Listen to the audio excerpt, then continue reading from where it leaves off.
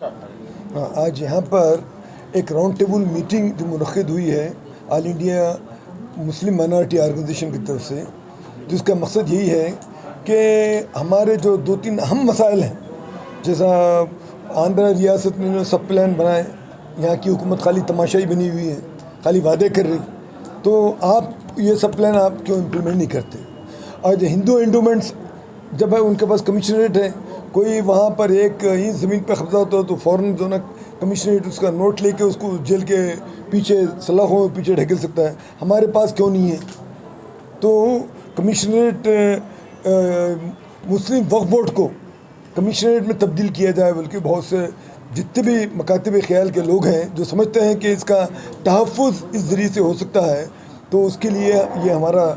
दूसरा अहम मसला यही है। ये दोनों चीज़ों को लेकर बहुत सारे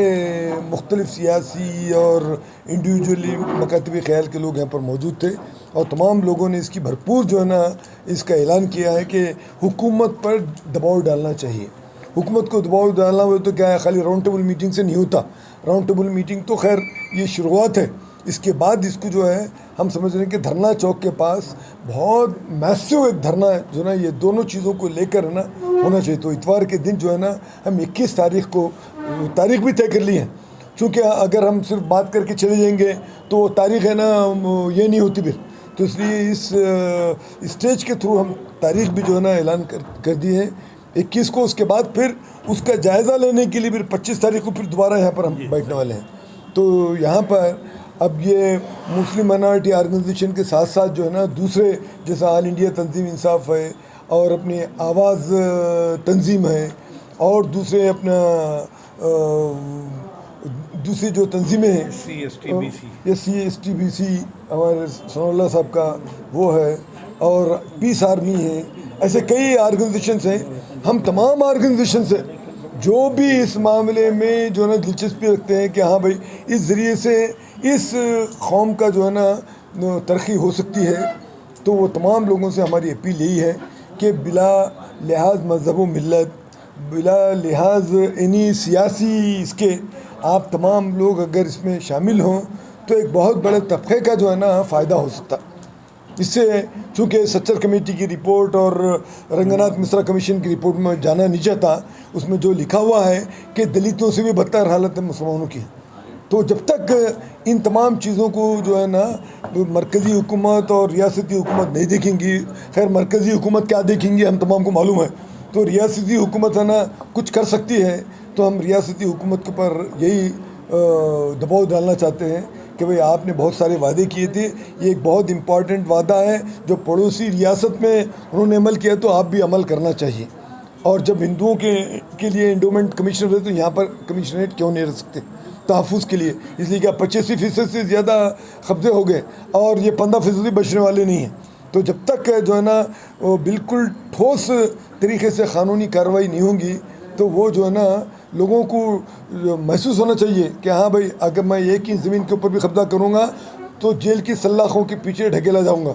तो जब उन्हें 10 मरतबा सोचता हूँ नहीं, वरना हर आदमी समझता क्या है जो चाहे कब्ज़ा कर लो उसके बाद कोर्ट में चलता रहता है जब तक है ना फ़ायदा उठाते रहो। तो आज हम अपने ये तमाम देख रहे हैं हम अपने हालात, ये जो हालात हैं वो जो है ना साजगार नहीं है, तो उसको बदलने के लिए हम यही समझें हुकूमत पर दबाव डालने के लिए पूरे एक बहुत बड़ा ज़बरदस्त धरना जो ना वो पहला इब्तिदा है, खाली धरना करके हो गया काम कर लिए बल्कि नहीं, वो इब्तिदा रहेगा। उसके बाद जो है ना कंटिन्यूस हमारा प्रोग्राम रहेगा। जो हुकूमत जब तक जो है ना इस मामले को जायज़ मुतालबे को कबूल नहीं करेंगी हम खामोश बैठने वाले नहीं हैं। बस ये हमारी तरफ से असेंबली में CBCID की इंक्वायरी के वास्ते बोल के वक्फ बोर्ड के वास्ते बोले थे, उसके ताल्लुक से आपका क्या ख्याल है वो भी बताइए। सबसे पहले जाने वाले कौन है? ये CBCID की रिपोर्ट को दबा के बैठे हैं, हालांकि असेंबली में जो ना फ्लोर ऑफ द हाउस में बोलने के बावजूद भी ये रिपोर्ट आना उसको ना फिर उसको इसके सामने नहीं रखना और जो खाती लोगों को नहीं पकड़ना, वो ख़ुद पता चल रहा है कि हुकूमत जो है इस मामले में सिंसियर नहीं है। अगर हुकूमत में थोड़ी भी सिंसियरिटी है तो हम हुकूमत से अपील करेंगे कि इस मामले को लेकर जो है ना तह तक इसकी तल तक पहुंचना और जो खाती हैं उसके ख़िलाफ़ है ना सख्त से सख्त सज़ा देना बोल के हम बोल रहे हैं। बहरहाल आज हम जो है ना यहाँ पर हमारी जो नशिस्त है उसका जो अहम फैसला यही है कि आने वाले दिनों में इन दोनों नुकात को लेकर हम बहुत ही मुसलसल जद्दोजहद करेंगे, खाली एक आध मरतबा नहीं, जब तक हुकूमत जो ना ये मानने के लिए मजबूर ना हो जाए कि हाँ भाई चूँकि जायज़ मुतालबा है, हम जो दिल में हम नहीं बोल रहे। बाजू की रियासत कर तो तुम क्यों नहीं कर सक रहे? खुद तुम्हारी रियासत में हिंदू एंडोमेंट्स कमिश्नर है तो यहाँ पर कमिश्नरेट क्यों नहीं कर रहे?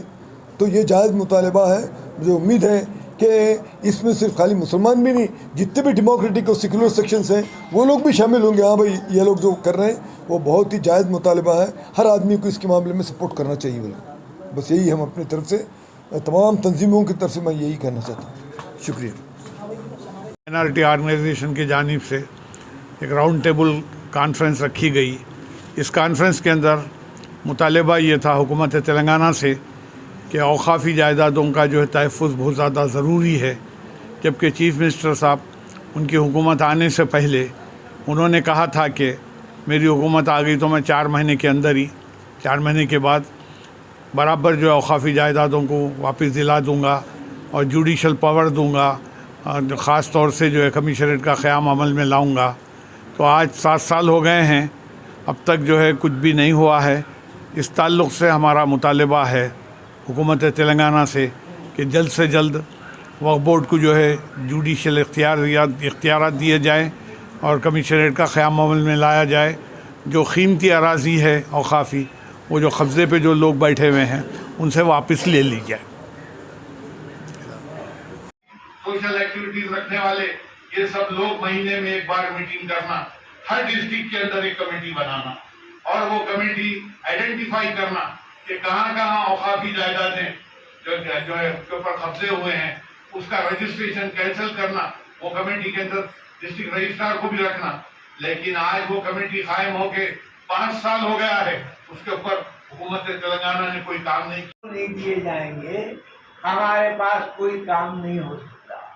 काम तो कई किए जाते हैं, जैसे हम मैरिज काउंसिलिंग सेंटर में 7 साल था, कल रिजाइन किया इस वजह से कि ना हमको स्टाफ दिया गया, ना हमको जुडिशियल पावर्स दिए गए। तो बहर वो मैं उस पर इतना नहीं कर रहा हूँ, काम तो अल्लाह की मदद से काफ़ी अच्छा हुआ। साबिर साहब थे, सब थे, हम लोग थे, काफ़ी काम हुआ। मैं ये अर्ज कर रहा हूँ कि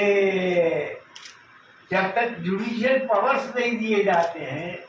और उस वक्त तक काम होना बड़ा मुश्किल है। और वक्फ बोर्ड में तमाम ये जितने रेवेन्यू रिकॉर्ड हैं तमाम वक्फ बोर्ड के, वो तमाम वक्फ बोर्ड में वो रजिस्टर ऑफिस में दे देना चाहिए। तमाम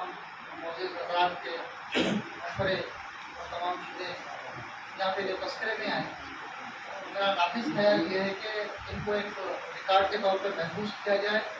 और इनको तहरीरी तौर पे मशवरे देने वाले के नाम के साथ, उनके नंबर के साथ एक रिकॉर्ड बनाया जाए, क्योंकि आने वाली नस्ल को भी आपके फिक्र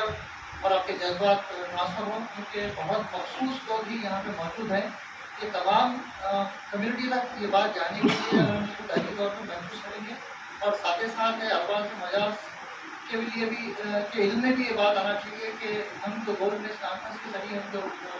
इस तरह के हमारे खदशात या हमारे एहसास हम और हमारे जो मुतालबात हम यहाँ तस्करा कर रहे हैं, तो उनके भी इल्म में लाने के लिए तमाम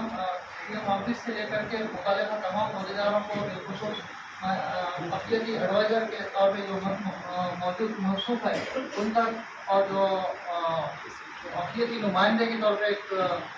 उनके बहरे सूरत हाल में एक नया मुसाफिर doctor R S Parveen Kumar के नाम से अभी जो BSP की तेलंगाना स्टेट के कन्वीनर के तौर पे है और अवाम हुकूमत से जो है ना अपनी बात के आवाज़ों की ज़बान बने हुए हैं। वॉइस ऑफ वॉइसलेस के लिए है, उनके भी इल्म में आना चाहिए। अगर कोई नट अगर कोई गाड़ी का हम उसको तेल वगैरह लगा करके पानी से खोलने की कोशिश करने के बाद अगर नहीं खुल रहा, कटिंग वेयर से भी अगर हम लगा के खोलने की कोशिश करने नहीं खुल रहा, तो फिर उसको गिरना है doctor R S Parveen Kumar, तो उनके इल्म में भी लाना चाहिए। अगर ये तहरीरी तौर पर तमाम हमारी गुफ्तगू अगर किसी के साथ हम पेश करते हैं, क्योंकि एक IPS ऑफिसर अगर हम उनके सामने तफसीलात के साथ हमारे मुतालबात रखेंगे तो बेशक वो अपनी काबिलियत के बुनियाद पे ये इस बात के ऊपर नुमाइंदगी करेंगे। और आने वाले मुस्तकबिल में सियासी उतार चढ़ाव क्या आएगा, कौन कहाँ पे आएगा ये तो अल्लाह ही पता जानता, लेकिन अगर हम उनके इल्म में ये बात ला देंगे तो कल के दिन हमको फिर से हाथ बंद करके अपनी बात रखने की नौबत नहीं आएगी, ताकि वो पहले से हमारे मसाइल के ऊपर और उसके हल के ऊपर से वाकिफ रहेंगे। तो ये इस मौके पे मुझे बात करने का मौका देने के लिए मैं जनाब सनाउल्लाह खान साहब का मशहूर हूँ। तो शुक्रिया, खुदा हाफिज़। बहुत बहुत शुक्रिया। तेलंगाना राज्य